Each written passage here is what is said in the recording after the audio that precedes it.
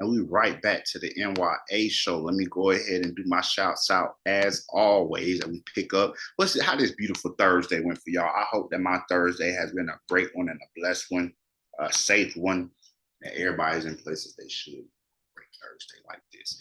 Peace. Literally is no pressure. Episode 154. That interview is available on YouTube. The links will always be below, as well as how a mother is balancing life in pursuit of dreams. An interview with actress Breyonna M. Thomas by Ajay Tambe. That is on Spotify. The link is always below. So how you guys doing? How's everybody feeling on this good day? Shout out to my dog Nikita personally in the first couple minutes of the video, because I don't know how many people, honestly, I be doing them things like put a heart if you made it to the end of the video, but I don't know for sure. But shout out to my dog Nikita for always checking in. Lando, Queen Riri, Tolicious Kitchen. Please forgive me if I butchered the name. I always check in on your on everything that you got going on. And my wife, of course, she's always down there in the comments supporting as well. It was only right.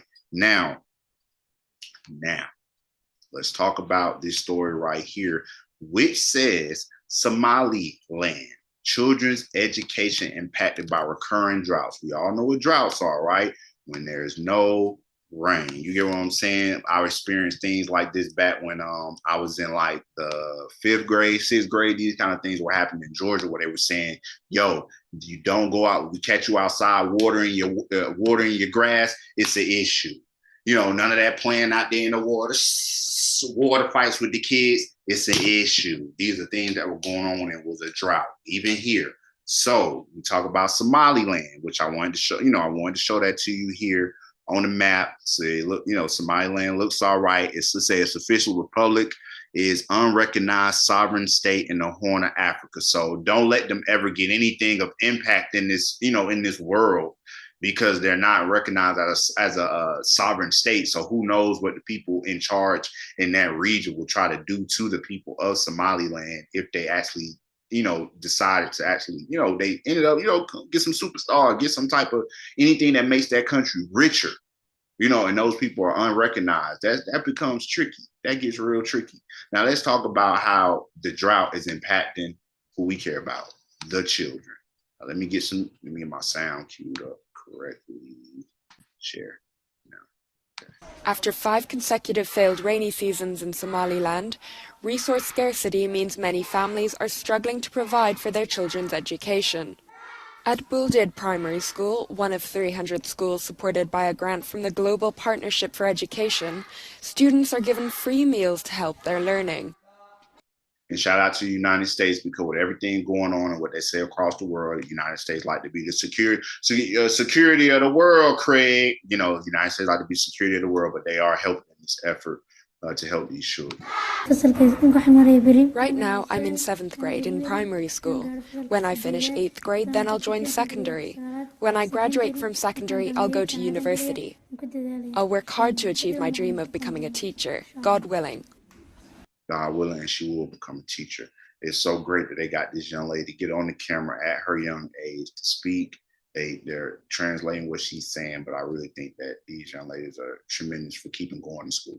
By January 2022, over 800,000 people in Somaliland were grappling with acute food and water scarcity. I ain't heard now benefit concert, none of your favorites, no benefit concerts, no fundraising, no GoFundMe. Leading to many children dropping out of school to help their families. When the drought hit us, our school closed, and many of our neighbors moved to other places to seek water and pasture for their livestock. When it's time to eat, I'm excited about eating my dates and porridge. Dates and porridge. So that goes out. I just want to let you know, if anybody got their children watching the show, remember, when you're sitting there talking about what you want to eat and what you don't want to eat, can we get McDonald's and all that? Just remember that these kids barely got anything. She's smiling at a bowl of porridge. Porridge, the little bears and Goldilocks ate porridge. You know what I'm saying? And she's smiling. She's happy about that, just so she can get her meal and her education. So shout out to this young lady once again.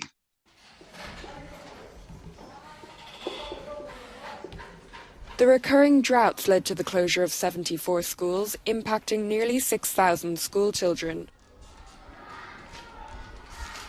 It diminished the quality of education. The students weren't able to come to school, and when they came, they couldn't finish the whole lesson. The teacher would obviously understand and let the students go home so that they could eat. The impact of the drought was really devastating. Other initiatives supported by GPE include water, sanitation and hygiene initiatives, infrastructural repairs, and distribution of educational materials. I wonder what those educational materials would be, and will they be centered around that culture? Because if we coming in and giving you resources, when it comes time to learn and go to them schools, you're gonna learn about us on our high horse. Your idea of us ain't finna be low when you come up in this world. And I know that they've done things like like that in the past. And everybody know me. I have trouble doing anything hungry, driving hungry, talking hungry, hanging out hungry, anything hungry. I don't do too good with that. So for these kids, we know that how our children are. There's no need for children to be going to school hungry, not being to finish their lesson because they're hungry. You know what I'm saying? And that junk is serious, dog. I really do appreciate everything that people are doing to try to help, because over 800,000 people are dealing with this situation. Like I said, nobody cares when it comes to Africa like that. The U.S. government has put $5.73 million over in a grant with the Global Partnerships for Education that is supposed to be supporting 49,000 children across 300 primary schools in 6 primary regions of rural Somaliland. So let's give it up for that. You can always, let's not always focus on the bad. Let's focus on what people are doing, because like I said, the masses aren't doing anything. Nobody would have probably been known if I did not even talk about the situation. This food program reaches over 17,000 children, at the most vulnerable schools, where most of the children are at risk of dropping out. They got to go help parents at home. Shout out to my grandmother. She had to drop out when she was younger because my grandfather needed y'all to be out there tending to the animals and helping out and